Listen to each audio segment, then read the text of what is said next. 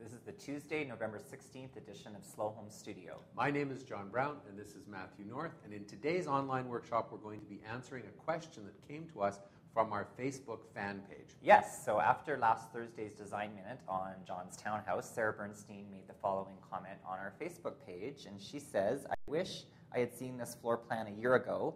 My only question is the placement of the half bath. It's kind of centrally, I have problems saying that, centrally located to all the action, but so economical with space. I guess all things are a trade-off." So as Matthew commented back to Sarah, we think that the main floor guest bathroom is one of the most challenging design issues in a townhouse. So you'll remember that a good guest bathroom has to be both accessible and private, and this is really difficult to achieve in a townhouse because they're often very long and narrow. To illustrate some of these challenges and some successes, we've pulled out some examples of good and bad guest bathrooms in townhouses from our Slow Home project files, and we thought we should go through those briefly today. So the first one, I've got two examples of bad guest bathroom placement. Yeah. And this one you don't have to look very far to see what's wrong with it. It's right there. It's actually the same kind of double end layout that I've got, but look at that. It's right into the living room. Yeah, and right at the front door. The other thing, too, is a lot of developers do this. You'll notice this one's about 1.5 feet shorter than yours is in your townhouse. So they've even taken out more of the square footage. Like, there really isn't enough room for that sink. You need 2 feet, and they've only got about 1.5 feet there. They've really compressed it. Yeah, you really need, this should be no more than, or no less than about 7 feet. Yeah, that's the minimum. And that, to me, looks like it's about 5.5 feet. So it's verging on too tight. And you've got the door that goes out into the stairwell, and you've got a bad entry. I mean, there's all sorts of things that it kind of cascades from a location point of view, it's a problem. No, and this really does talk to what Sarah was mentioning, which is it seems to be central. And the thing I think that Sarah is looking at when she looks at the plan is she's looking at where it's located in the plan rather than thinking about how does it relate to the rest of the house. And this one isn't centrally located in the plan. It's actually over towards the front of the house, but it has a huge impact. No, there's a direct view of the toilet, which from the living space, which we always say is nobody's going to want to go in. I mean, can you imagine having a party and then I know someone's going to the bathroom. I know it's very public. And then this one I think is even worse because for me my pet peeve is having it by the dining room, right there. Yeah. I mean, come on. I know, it's bad. And then the door swing issue again. We've got a door swing issue, and again, a compressed space. There's not 7 feet there. That one even looks a little tighter than the last one in scale. So, I mean, they've made it the width of the stair. 3 feet is okay for the width, but the length, that's really tight. No, and I have to say, compared to some of the ones we're going to be looking at in a minute, what I do like is that at least they've aligned that within that zone so that it leaves all of this free and open. From an organizational point of view, that makes sense, but then it's the relationship to the other space that's the problem, right? So let's look at some good examples. This one, it might be a little difficult to read. The bathroom is there, and this is more typical in a house configuration where you organize it off of the main circulation. So the main circulation is there, and now this we go through a little vestibule that has the closet in it, and I think that's actually a good plan. No, it's great because I love it when they are able to combine the powder room with the guest coat closet and create that vestibule because it is a space of transition and you don't feel like you're just walking from the main space right into the bathroom. There's that little zone of space, and I think that's a good idea. Yeah, now the trouble with that, or here's the cost, because as Sarah said, there's trade-offs back and forth, is that the closet now,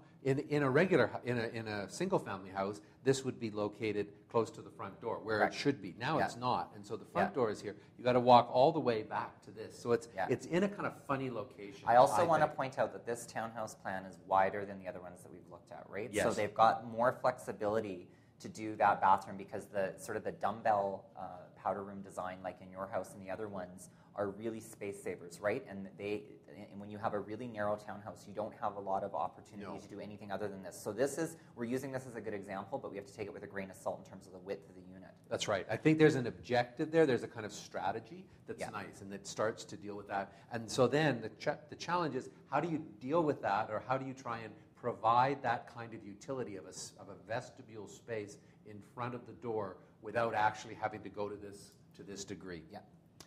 Here's one that didn't work.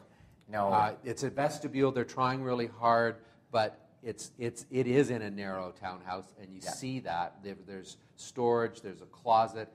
They've had to chamfered the corner. Chamfer that big corner no-no. off. There's a collision of doors. Yeah, like this is too tight to do It's too tight anything. for all of that. Yeah. And for all of that, it really doesn't provide anything. The end of you the still day, see, you can No, sit I on the know. can and still watch somebody cook. I breakfast. know, It's I just know.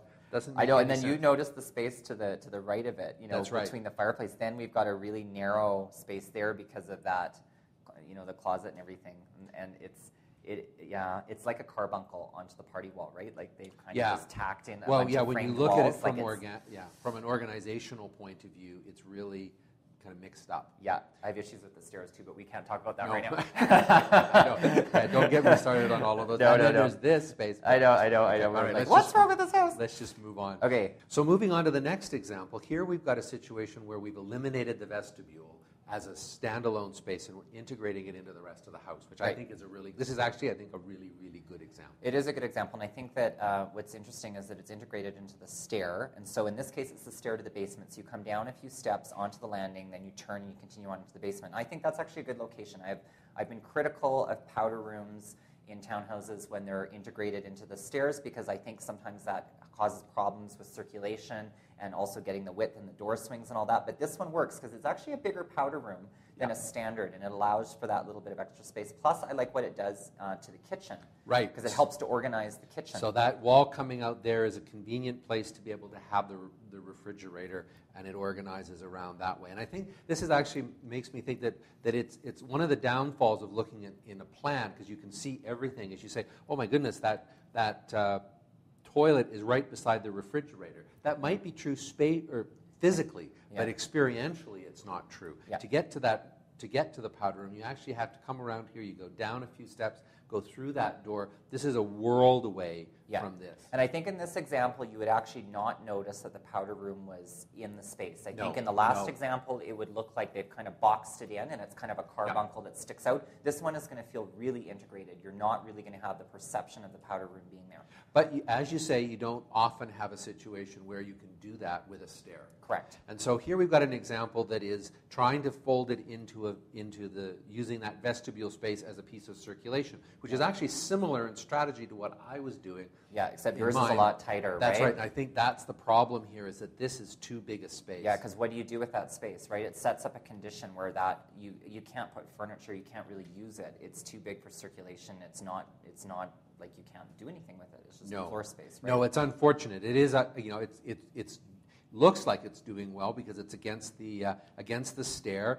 The door is private from both the great room as well as the kitchen and the breakfast area. Yeah. But it just does have a problem right there, and it creates that wasted space.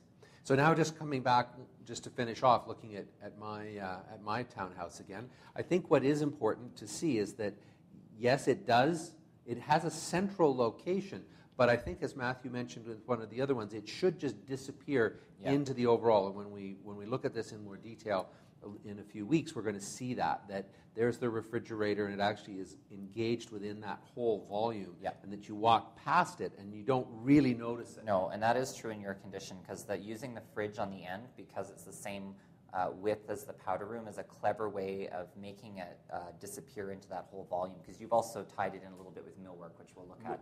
I'll save that as a special thing coming up, but it's quite clever. Well, I hope you enjoyed this online workshop. We're going to be discussing my guest bathroom again, which is a weird thing to say, in a future Design Minute segment, as Matthew alluded to. Thanks for watching. Bye.